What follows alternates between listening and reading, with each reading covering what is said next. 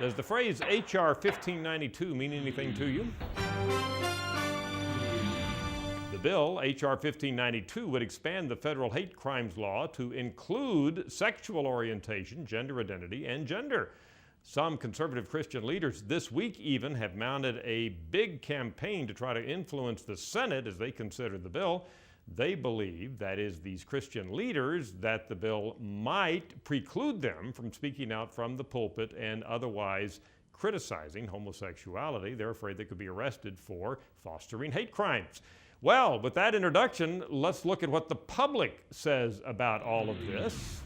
First of all, the hate crimes legislation now on the books allows prosecution for crimes that are based on race, color, religion, or national origin. 78% of Americans say they favor that.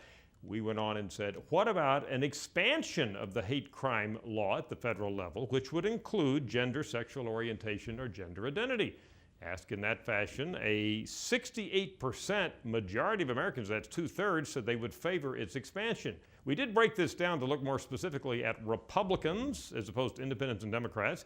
There's a little difference here by party, but even 6 out of 10 Republicans said they would favor it. And we looked at reaction to this bill by church attendance. Americans who attend church very frequently, 64% say they favor the expansion of the hate crimes law to include sexual orientation. Bottom line, out of our research at any rate, we're not seeing any great groundswell of opposition on average, even among conservatives and Republicans and those who attend church very frequently.